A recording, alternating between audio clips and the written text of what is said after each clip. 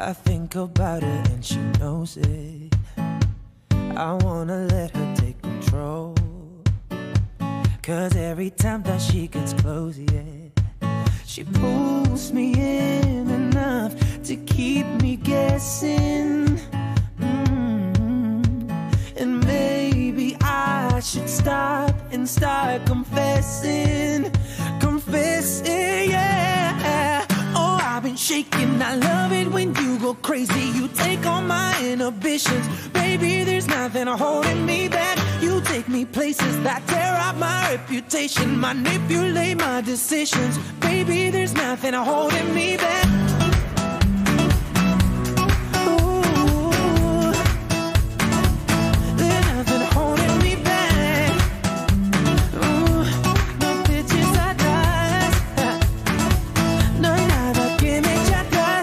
Seguir tu dirección. Como é bom estar com esses maravilhosos, lindos, fantásticos, sensacionais e melhores alunos do mundo, claro, os meus, né, gente? Saudades! Continuamos com esse bloco de ecologia que é sucesso no Enem. E vamos que vamos, porque vocês vão chegar na prova. Premonição oficial, viu? Vão fechar a prova de biologia. Escuta o que eu tô falando. Foca nos detalhes. Show, musiquinha. Tchau pra você. Oi para mim. Vamos lá, galera. Então, como eu havia dito, a gente deu uma puladinha aí. A gente fala das relações ecológicas nessa e na próxima aula. E aí depois a gente retoma com a dinâmica populacional. E aí pega os ciclos biogeoquímicos. Eu fiz uma alternânciazinha na sequência, tá bom? Então, Biologia 3, livro 6, aulas 23 e 24. Eu fiz um mix aí para ficar de um jeito mais didático pra gente. Tá bom, meus queridos? Então, vamos que vamos! Olha só. Os seres vivos, eles se relacionam entre si com o seu ambiente, tá bom? Essas relações entre os seres vivos, elas podem ser harmônicas, também chamadas de positivos, de positivas, e de forma bem popular. O que você precisa lembrar? Ninguém se lasca nessa relação, tá bom? Ou pode ser uma relação desarmônica, negativa, que alguém se ferra. Lucas, esses são os termos que a gente lembra na prática. Mas vamos falar de forma chique, de forma elegante, de forma educada, culta. Pronto. Então, o que seria uma relação harmônica ou positiva? É um tipo de relação ecológica que esses indivíduos não vão ter nenhum tipo de dano durante esse processo de relação, tá bom? Quando eu falo de uma relação desarmônica ou negativa, alguém vai se prejudicar, certo? Alguém vai sofrer algum tipo de desvantagem, algum tipo de dano nesse relacionamento, ok? Então, por exemplo, olha a situação aí do sapo e da sua mosquinha. O sapo está se dando super bem, está saindo na vantagem, está se alimentando. E a mosquinha está se dando mal, porque ela se tornou a presa. Ok? Então é uma relação desarmônica ou negativa. Ponto. Essas relações, elas podem ser entre indivíduos da mesma espécie ou de espécies diferentes. Se ela acontecer entre indivíduos da mesma espécie, intraespecífica. Se acontecer entre indivíduos de espécies diferentes, interespecífica. Então, por exemplo, o predatismo, que é quando esse sapo está predando essa mosca, é uma relação interespecífica entre espécies diferentes. Ponto. Agora, Fabiana e Júlia saíram nos tapas porque estão apaixonadas por Vinícius. Foi uma disputa, só que ambas são da mesma espécie, tá bom? Então seria aí uma competição intraespecífica. Fabiana e Júlia saíram nos tapas aí por causa de Vinícius, beleza? Ponto. Mas a competição, ela também pode acontecer entre indivíduos de espécies diferentes. É o que nós estamos visualizando aí na imagem de baixo. As hienas e os abutres estão, ó, no fight ali para ver quem segura a carniça. Então, um exemplo aí de relação que pode ser ou intra ou inter seria a competição, ok? Competição entre indivíduos da mesma espécie, intraespecífica. Espécies diferentes, interespecífica. Vamos que vamos. Gente, essa relação ela é muito massa, ela se chama mutualismo, ok?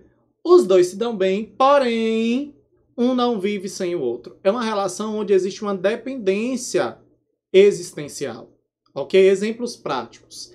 A abelha e a flor. Majoritariamente, as abelhas são os polinizadores das angiospermas, ok? E tem espécies que são exclusivamente polinizadas por determinadas espécies de abelhas. Então, observe, um depende do outro. A abelha se alimenta, a flor se reproduz. Então, tem um benefício mútuo. E um precisa do outro para garantir sua sobrevivência. Então, vamos começar aqui a destacar exemplos. Peraí. Votrem. Exemplos de mutualismo. Deixa eu botar aqui um verdinho básico, né, gente? Para ficar chique. Slide bonito e a cor do negócio não combinar, ninguém merece, né? Então, ó, a relação entre abelha e flor é uma relação de mutualismo, ok? Dependendo do texto, do que esteja sendo dito, podem aparecer outras conotações para essa relação. Então, você vai observar o que o enunciado do texto está trazendo, ok?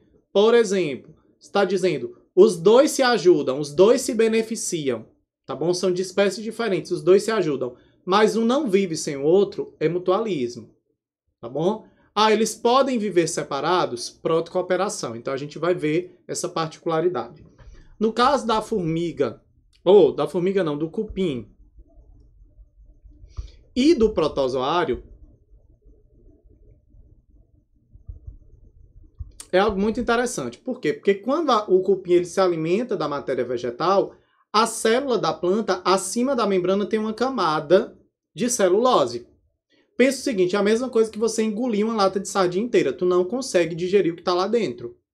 Aí o que acontece? O cupim está ingerindo, né, a matéria vegetal, que está toda coberta por celulose, ele não consegue acessar o que está dentro. Porém, no seu sistema digestório tem um protozoário. E esse protozoário faz o quê? Retira essa camada de celulose que impedia o cupim de acessar o que estava dentro da célula. E agora o cupim vai conseguir tirar ali, ó, aproveitar o que estava dentro da célula vegetal. Então o cupim se deu bem na história. O protozoário também, porque também conseguiu alimento. Então ambos se ajudam e um depende do outro. Ok? Então, mutualismo. Outro exemplo que gosta de cair na prova. Os animais ruminantes, as cabras, os bovinos, certo? E as bactérias. Então, vamos botar aqui, ó, ruminantes e bactérias, que fazem parte ali da sua microbiota intestinal. A mesma coisa da celulose, né? O bovino sozinho, ou a cabra, ele não vai conseguir acessar o conteúdo que está dentro da célula, porque tem uma camada de celulose que impede esse acesso. E aí o que acontece? Dentro do sistema digestório, desse ruminante tem bactérias, ok? Que vão lá e retiram essa camada de celulose, e aí o bovino vai conseguir acessar todo o conteúdo que estava dentro daquelas células vegetais, da matéria vegetal, e aí vai conseguir capturar essa energia aí necessária. E o que é interessante? O ruminante ele produz amônio para essa bactéria. Então, ambos estão aí se auxiliando, ok? E um depende do outro para sua sobrevivência. Se não existissem essas bactérias na microbiota do bovino, né, do ruminante, automaticamente ele não conseguiria acessar o nutriente que estava ali na matéria vegetal, tá bom? E um outro exemplo que gosta de aparecer pra caramba, né, de mutualismo nas provas, são os líquens, que é uma associação mutualística de fungo e alga, ok? Lembrando, as algas são seres exclusivamente aquáticos. Então, o fungo ele vai capturar água para que essa alga sobreviva aí fora do ambiente aquático, né? Seja nesse costão rochoso, né? Nos cânions, por exemplo, a gente encontra bastante, certo? Então, o fungo captura água para a alga e a alga produz a matéria orgânica que o fungo precisa, que ele quer decompor. Então, ambos estão aí se auxiliando e não conseguem ocupar esse ambiente aí externo à água separados. Eles têm que obrigatoriamente estar juntos. Porque a pedra é matéria inorgânica. O fungo precisa de matéria orgânica para sobreviver. E a alga sobrevive no ambiente aquático, mas está fora, está ali em cima de um costão rochoso. Então, eles só conseguem juntos estarem aí porque se ajudam mutuamente, tá bom? Então, isso aí nós vamos chamar de líquens. Outros mutualismos muito comuns, ok? As bacteriorrizas ou nódulos bacterianos, que são aquelas bactérias que formam nódulos nas raízes de plantas, né, das leguminosas, para assimilar ali, para fixar o nitrogênio. E também tem a associação de raízes de plantas com fungos, né, que aumentam ali a capacidade de captação de água, que são as micorrizas. Então, bacteriorriza, que são os nódulos bacterianos, que formam nódulos bacterianos, ou as micorrizas, que são hifas de fungo que melhoram a captação de água, são outros exemplos de mutualismo que podem aparecer para você na prova, tá bom? Lucas, o que seria comensalismo? Gente, quando um come os restos de comida do outro. Então, isso aí é comensalismo. Quais são os comensalismos mais comuns? Então, a gente tem o caso da hiena e do leão. Ok? O que é interessante? Gente, meu sonho é ser um leão. Por quê? Ele fica ali, o trabalho dele é só dominar o pedaço. A fêmea vai caçar. Traz a caça. Ele, o macho, é quem come primeiro. Depois, a fêmea vai comer com seus filhotes. Tá bom? E ele lá, ó, sombra e água fresca. Ele só entra em ação, gente, se chegar outro querendo mandar no barraco dele, no território dele. Se não, problema nenhum. Ok? E aí, depois que eles comeram, ficaram os restos, a carniça ali no ambiente. Aí, o que acontece? As hienas ficam ali na espreita. Ok? Os leões se afastaram um pouquinho ali da carniça, a hiena vai comer esses restos de comida do leão. Então, toda vez que um come os restos de comida do outro, salva essa informação, comensalismo. Ok? Outros exemplos de comensalismo. Urubu e homem. Certo? O urubu, ele come os restos de comidas aí do ser humano. A gente encontra muito isso aí nos lixões. E um outro exemplo comum é o tubarão e a rêmora. Também chamado de peixe-piloto. Certo? O que o tubarão faz? Caça ali, pegou sua foquinha, comeu sua foquinha, tá tudo lindo. E aí ficou os restos da foca. A rêmora, que tinha pegado carona no tubarão, ela dá uma grudadinha nele aqui, ó. E vai junto com ele. Depois que ele caçou, que ele comeu, que ele matou a foca, tá tudo massa. Que ele já vai embora, a rêmora se solta dele e vai comer os restos, né, de comida dele. Ah, mas o tubarão foi embora. E agora? A rêmora não é besta, gente. Passa outro tubarão, ela vai pegar carona. Entendeu? Mas é comensalismo pegar carona? Não. Certo? É comensalismo por quê? Porque comeu os restos de comida do outro. Observe que para a rêmora foi positiva, mas para o tubarão foi neutro, não aconteceu nada. No caso da hiena e do leão, não mudou nada na vida do leão se a hiena come ou não os restos de comida dele. Tá bom? Mas uma coisa é importante. Hiena, rêmora, urubu são animais que ajudam a natureza, por quê? Porque acabam livrando a natureza desses animais em estado de putrefação, de decomposição. Então, eles são muito importantes, esses animais chamados de comensais. Ok? Protocooperação, professor, o que seria isso? Quando dois indivíduos de espécies diferentes cooperam, porém podem viver separados. Dois exemplos práticos disso, ok? O pássaro palito e o jacaré. Mas você fala, ô Lucas, o passarinho não está comendo o resto de comida do jacaré? Então, não é comensalismo porque está comendo o resto de comida? Calma. O passarinho está se dando bem porque está comendo os restos de comida. Mas o jacaré também está se dando bem porque sua principal ferramenta de caça está sendo preservada. O pássaro palito, gente, é uma escova de dente natural. Meu sonho, hashtag. Ok? Então, observe que é protocooperação porque ambos se beneficiam. Só que um não depende do outro para sobreviver. Olha a diferença lá do mutualismo. ok? Na abelha e na flor, no líquen. Os dois se ajudavam e um dependia do outro para sobreviver. Na protocooperação, não. Tá bom? Um outro exemplo de protocooperação é a garça vaqueira ou anu que come os carrapatos do boi.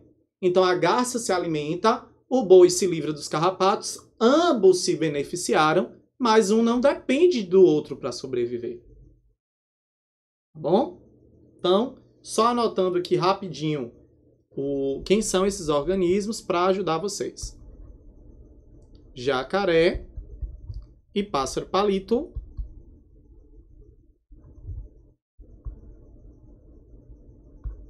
E aqui o anu e o gado.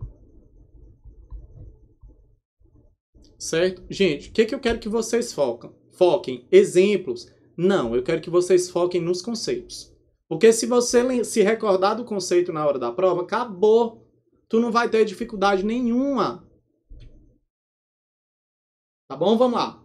Inquilinismo. Um vive sobre outro sem prejudicá-lo. É neutro, ele só tá lá. Ok? Exemplo, Seu Madruga, gente. Seu Madruga, ele é neutro na Vila do Chaves. Por quê? Ele não paga aluguel, então ele não ajuda. Ele também não destrói nada, então também não prejudica. Então ele só tá lá. Tá bom? Um exemplo prático de inquilinismo, onde um vive sobre outro sem prejudicá-lo, é o peixe-agulha, como eu estou mostrando para vocês aí no primeiro exemplo. Ok? Que é esse peixezinho transparente que usa o pepino do mar como casa.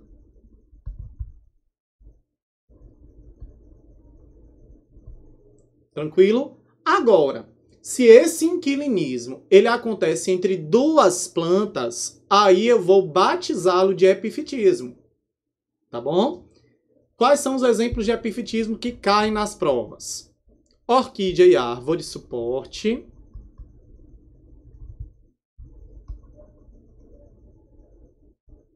Esse árvore, gente, ficou lindo, né? Só que não. Certo? E também cai bromélia.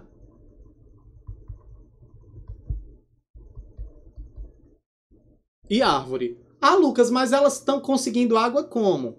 Certo? Ou a água está ficando armazenada entre as folhas da bromélia, ok? E aí outras partículas elas conseguem captar porque estão suspensas ali no ar.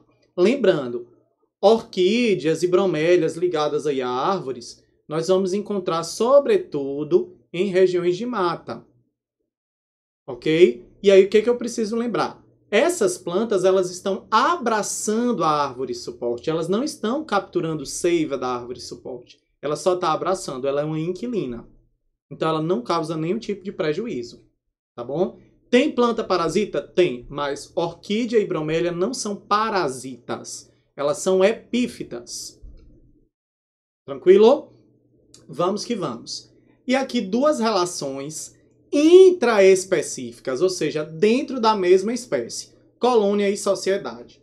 Na colônia, eu tenho seres semelhantes da mesma espécie que estão ali juntinhos, porém têm dependência física.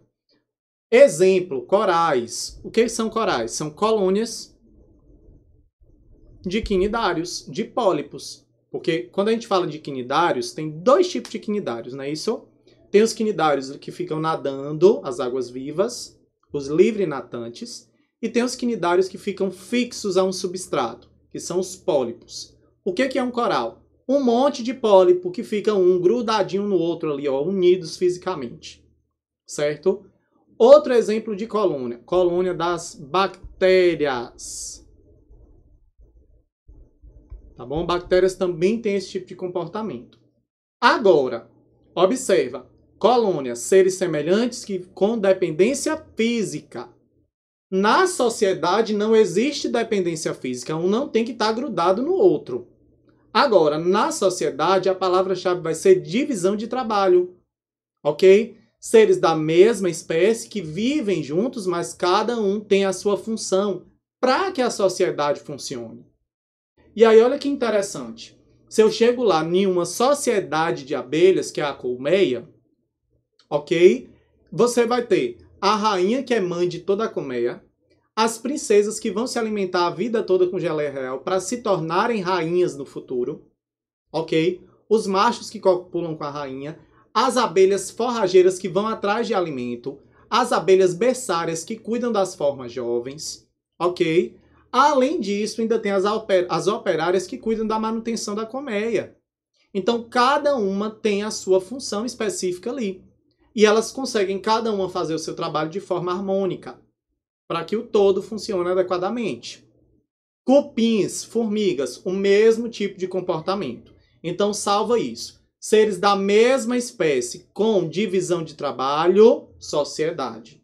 Com dependência física, colônia. Ok? E aí, ó, gente, eu gosto muito de falar sobre essa relação. Para mim, é a relação do Uber. Como assim? Ah, Lucas, mas no comensalismo, a rêmora não pegava carona no tubarão? Sim, mas era comensalismo. Por quê? Porque a rêmora come os restos de comida do tubarão. Existe uma relação, gente, chamada de forésia. Ok? Que acontece quando uma espécie transporta outra espécie. Beleza? Então, às vezes, alguns organismos se prendem ali nas perninhas da mosca e acabam sendo transportados por outros lugares.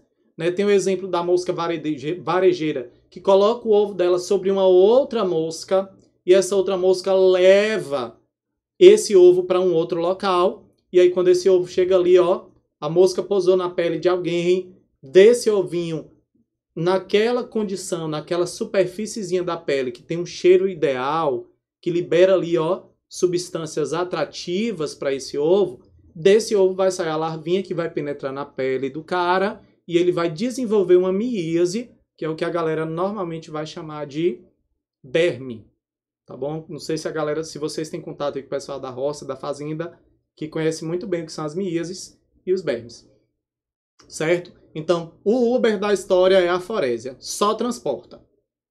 Um indivíduo de uma espécie transporta outro, ponto. E aí, pessoal, eu gosto sempre de ressaltar a importância da interpretação, da leitura ativa da questão, tá bom? Vamos para a primeira questão aí de sala. Façam uma leitura carinhosa para que a gente tenha aí eficiência no resultado. Musiquinha, musiquinha. Vou botar aqui a musiquinha baixinha para dar um clima, né, gente? Olhe, a análise dos padrões genéticos e ecológicos de diversas espécies foi fundamental para a emergência de um novo campo de pesquisa no final do século XX, certo? Que é o que nós chamamos de sociobiologia, segundo o qual a predominância do trabalho coletivo sobre o individual é uma das condições para a existência de sociedades complexas, como a sociedade encontrada entre os Hymenoptera, formigas e abelhas, Isóptera, cupim e os Homo sapiens. Entretanto, algumas espécies perderam evolutivamente a capacidade de trabalhar coletivamente. Tá bom? Ponto. Lucas resume isso aí. Então, o que é que o texto está falando? Olha, existe uma área de pesquisa chamada sociobiologia que estuda a relação social que acontece entre diferentes espécies de animais. Tá bom? Ponto. E existem outros animais que, ao longo dos processos evolutivos, acabaram perdendo esse comportamento. Show!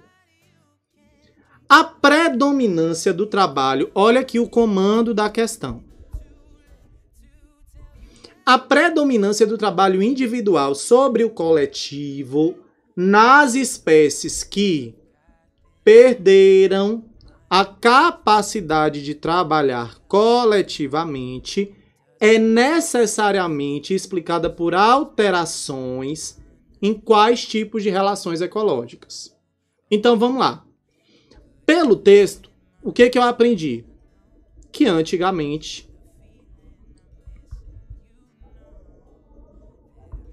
as espécies tinham comportamento social.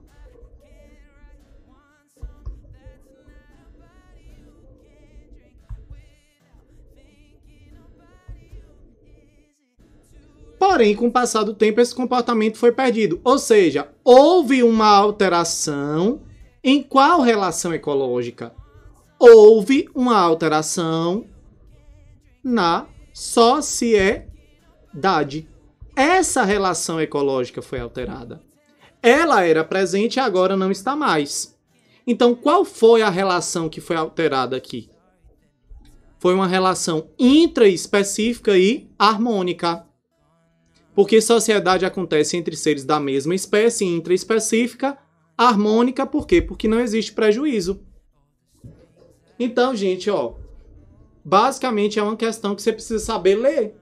Sei ler? Show, velho. Acertou.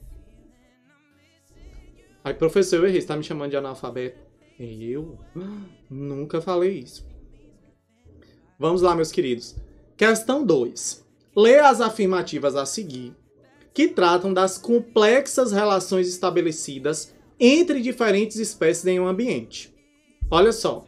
Organismo de uma mesma espécie que estão disputando recursos.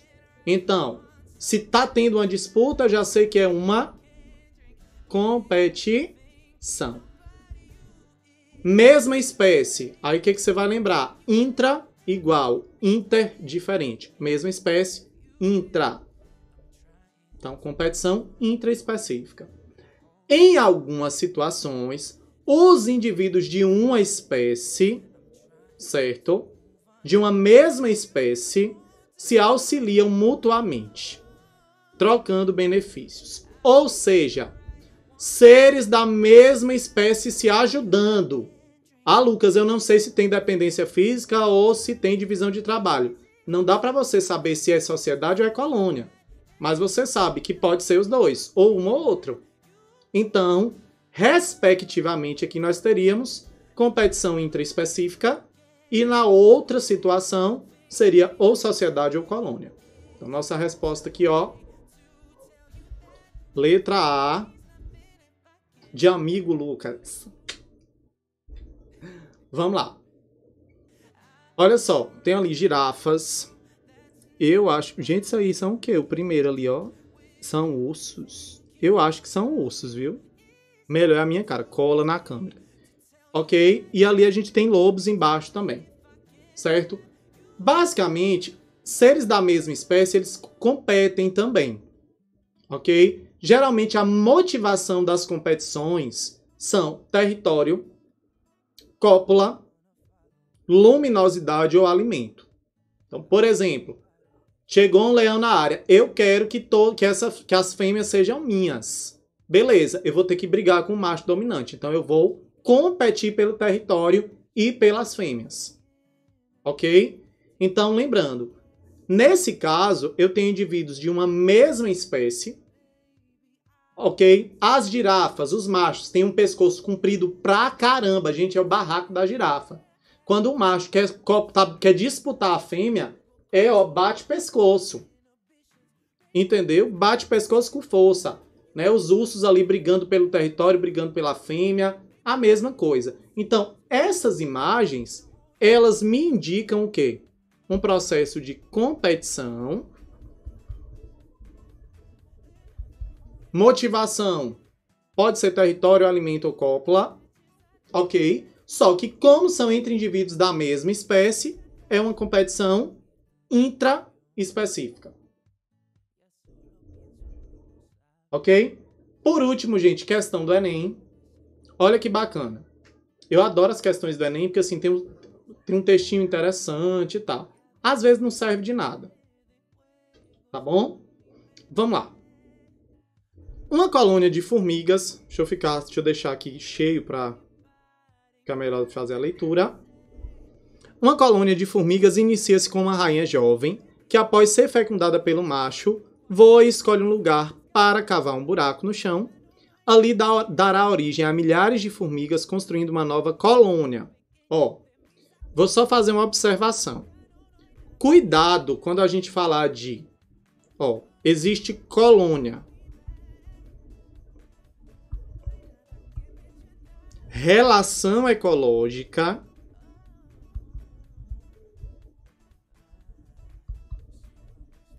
que são quando eu tenho dependência física, seres vivos da mesma espécie se ajudam e tem dependência física, e tem colônia casa. Então, quando eu falo em colônia aqui de formigas, eu estou falando que o formigueiro, que é a estrutura física, né? Colônia casa. Ponto.